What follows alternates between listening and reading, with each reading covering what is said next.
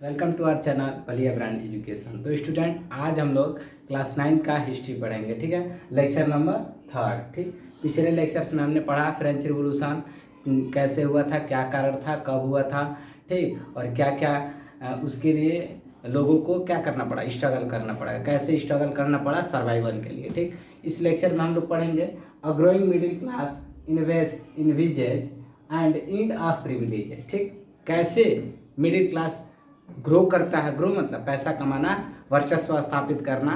ठीक है, कैसे वर्चस्व अपना स्थापित करता है समाज में। और इंड ऑफ प्रिविलेजेज मतलब प्रिविलेजेज के खिलाफ कैसे सामने आता है।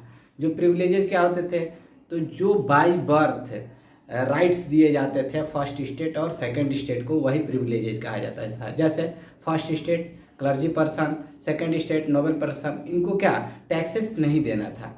ठीक, तो उसी कुरूति टैक्सेस नहीं देना था उनको, क्या राजा के द्वारा जमीन मतलब उन्हीं के अंडर में ज़्यादा ज़मीन होती थी। ठीक, वही ज़मींदार सब बनते थे। ठीक, लीगल राइट्स उनके पास ज़्यादा था। ठीक, टैक्सेस उनको नहीं देना रहता था। ठीक, कई सारे और भी प्रिविलेजेज मिलते थे। ठीक, ऐसे ही ये जब ग्रो करते हैं तो कैसे ग्रो करते हैं, एक दिन में कोई थोड़े ना बड़ा हो जाता है। तो इसके पीछे क्या रहता है, बैकग्राउंड रहता है बड़े होने के लिए। क्या, तो आप जानते हैं कि लगभग 18वीं सेंचुरी में क्या होता है, इंडस्ट्रियलाइजेशन पूरे यूरोप में बढ़ने लगता है। ठीक, पहला इंडस्ट्रियलाइजेशन बढ़ता है इंग्लैंड में, ब्रिटेन में, उसके बाद धीरे धीरे यूरोप के अदर कंट्रीज में भी इंडस्ट्रियलाइजेशन फैल जाता है। इंडस्ट्रियलाइजेशन कहने का मतलब कि मशीनरीज का विकास हो गया था। ठीक, मशीनरीज का विकास होने के कारण कपड़े जो थे, टेक्सटाइल इंडस्ट्री जो थी उसमें कपड़े बनने शुरू हो गए थे। ठीक, उसमें धीरे धीरे क्या खादी कपड़े भी बनने तैयार हो गए थे, फिर कलर्ड क्लोथ्स भी बनने तैयार हो गए थे। ठीक है, फिर और भी कई सारे बिजनेस जैसे मान लो इलेक्ट्रॉनिक सामानों का भी विकास होने लगा था, बल्ब का आविष्कार होने लगा था। ठीक, धीरे धीरे मतलब जनरेशन चेंज हो रहा था। तो उस दौरान, उस चेंजेस के दौरान धीरे धीरे फ्रांस के लोगों ने क्या बिजनेस करना शुरू किया। और बिजनेस करके मिडिल क्लास जो मतलब बहुत दबे लोग थे, उन्होंने विकास करने के लिए जैसे थोड़ा बहुत शिक्षा पाया। ठीक है, वो लोग बिजनेस करने लगे, बिजनेस कर किए। और आप जानते हैं कि वो बिजनेस कर रहे तो ओवर सी कैसे पता चलता है, तो आप अपना मॉडर्न हिस्ट्री पढ़ें, उसमें देखे होंगे कि पहले क्या पुर्तगाल आते हैं, फिर डच आते हैं, फ्रांस आते हैं, फ्रांसीसी आते हैं, फिर इंग्लैंड वाले आते हैं। ठीक, तो ये सब आते हैं ओवरसीज होकर आते हैं, समुद्र के रास्ते से आते हैं। और यहाँ पे आते क्यों हैं, तो बिजनेस करने के लिए आते हैं। तो ऐसे ही फ्रांस के लोग भी आए थे इंडिया और अदर कंट्री में भी वो लोग गए थे। ठीक, बिजनेस पर्पज से, तो अपने कपड़े को बनाना, बेचने के लिए एक देश से दूसरे देश में जाना, वहाँ से पैसा कमा के, धन कमा के अपने देश को लौटना, इनका लक्ष्य था। ठीक है, तो धीरे धीरे भाई वो पैसा कमाएंगे तो क्या होंगे, ग्रो होंगे। और जानते हैं कि पैसे से क्या होता है, बुद्धि का और विकास होता है, नए नए आइडिया आ जाते हैं। अब जब ये पैसा कमा कर पैसे वाले हो गए, धनी हो गए, ठीक, तो उनको लग रहा था कि इक्वल राइट्स नहीं है। ठीक, हम टैक्सेस क्यों दें, और जो बड़े हमसे लोग हैं फर्स्ट स्टेट सेकंड स्टेट में, ये स्टेट्स क्यों बांटा है, और यही क्यों नहीं टैक्स देंगे, ये भी तो रह रहे हैं यहाँ पे, और सबके लिए नियम कानून क्यों नहीं बराबर है। ठीक, तो इन सब पे प्रश्न चिन्ह उठाने लगे। इसके पीछे रीजंस क्या था, तो ऐसा थोड़ा ना कि वो कमा लिए तो उनका बहुत ज़्यादा दिमाग का विकास हो गया। उनके पीछे फिलोसफर्स का रोल था।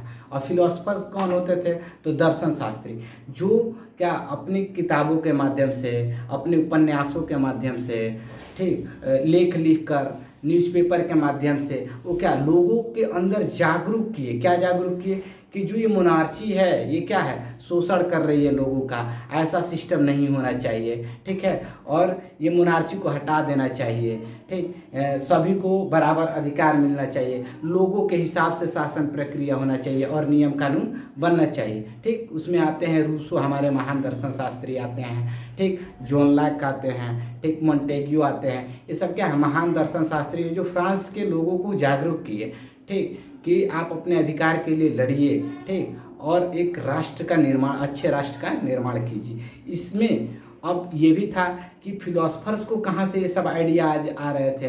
तो आप जानते हैं कि फ्रांस की मदद से 13 कॉलोनियों को, अमेरिकन कॉलोनियों को क्या आज़ाद किया गया था। तो अमेरिका अब इंडिपेंडेंट हो गया था। तो वहाँ पे अमेरिका में क्या किया गया था कि वहाँ पे एक सिस्टम ऑफ गवर्नमेंट को फॉर्म किया गया था, लेजिस्लेटिव, एग्जीक्यूटिव और जुडिशरी के फॉर्म में, जो आज भारत में हमारे यहाँ चलता है। इसी सिस्टम पद्धति पे हमारी गवर्नमेंट पूरी, मतलब हमारी सेंट्रलाइज गवर्नमेंट वर्क करती है, ठीक, लेजिस्लेटिव और एग्जीक्यूटिव जुडिशरी पे। तो वो सिस्टम को उन्होंने फॉलो किया और उसी चीज़ को देखा कैसे वहाँ पे लोगों को अधिकार दिया गया।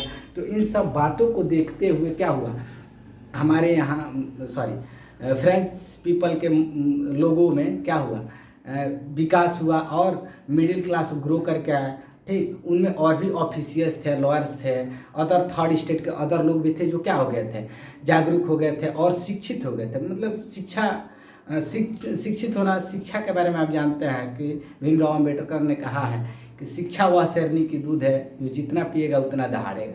तो वही चीज़ वहाँ भी था, भाई लोग शिक्षित हो गए तो अपने अधिकार मांगेंगे। तो हम देखते हैं कुछ पॉइंट्स के माध्यम से कि कैसे मिडिल क्लास लोग ग्रो किए और कैसे अपने प्रश्नों को रखें, ठीक, किसके सामने, मोनार्की के सामने।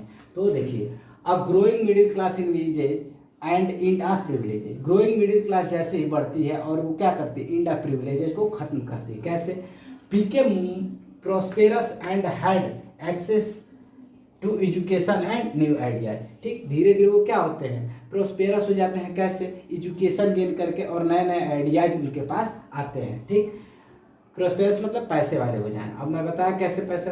द 18th सेंचुरी विटनेस्ड, मतलब गवाह है, the emergence of social groups, अलग अलग सोशल ग्रुप्स का इमरजेंस होना, आ जाना। Turn the middle class who earn the wealth and by overseas trade में मतलब जा करके विदेशों में टेक्सटाइल इंडस्ट्री चला करके पैसा कमा करके अपना वेल्थ वगैरह इकट्ठा कर लिए, ठीक है। और नए नए सोशल ग्रुप्स बन गए, ठीक। Third state including professions such as lawyers or administrative officials have well educated and they think no privileges should be given by birth. Third state में जो प्रोफेशंस आते थे, जो सरकारी कर्मचारी भी थे, लॉयर्स थे, जो ऑफिशियल्स काम करते थे, वो भी ये बात को देखो शिक्षित हो गए थे। चूँकि तो शिक्षित होने के कारण समझदारी आ गई थी कि हाँ भाई जो भी प्रिविलेजेस दिया जा रहा है ये गलत है बाई बर्थ, ठीक। तो इनको हटाया जाए, इसके वो खिलाफ में हो गए थे, ठीक है। These ideas envisage a society based on freedom and equal rights and opportunities for all, ठीक। यही आइडियाज निकल के आया सामने और सोसाइटी को क्या किया, बेस्ड ऑन फ्रीडम, मतलब सोसाइटी क्या होनी चाहिए, स्वतंत्र होनी चाहिए और इक्वल लाज, सभी के लिए नियम कानून इक्वल होने चाहिए और इक्वल अपॉर्चुनिटी, माने हर जगह अपॉर्चुनिटी इक्वल दिया जाए, सरकारी काम में या प्राइवेट काम में, हर जगह, ठीक है। We are put forward by philosophers, और ये रखा किनके द्वारा, फिलोसफर्स के द्वारा ये सब बातें कहा गया। जो आइडियाज ये निकल के आए, फ्रीडम की बातें, इक्वल कानून का मतलब समान कानून की बातें, इक्वल अपॉर्चुनिटीज़ की बातें, ये सब कहाँ से निकल के आते हैं, फिलोसफर्स देते हैं। कौन, जॉन लॉक और जीन जैकस रूसो। रूसो से याद रखिए आप, रूसो और लॉक याद रखिएगा, ठीक है। ये फिलोसफर अपने आइडियाज को देते हैं, ठीक। लॉक क्या कहते हैं, तो Locke sought to refute the doctrine of divine and absolute right of the monarchy. Locke क्या करते हैं, ये इसके खिलाफ में होते हैं डॉक्ट्राइन ऑफ डिवाइन। ये डॉक्ट्राइन ऑफ डिवाइन क्या होती है, तो जो भी क्लर्जी पर्सन्स होते हैं, पादरी वगैरह, ये क्या करते हैं, टैक्सेस लेते हैं अपना वो बनाने के लिए, क्या बोलते हैं, स्वर्ग का कार्ड बनाने के लिए, मतलब भगवान बने फिरते हैं, ठीक। एब्सोल्यूट राइट ऑफ, मतलब केवल राइट हो मोनार्की का कि जो कह दिया वो हो गया। तो ये सब बातों को उन्होंने क्या किया, गलत किया, उसके खिलाफ में आया।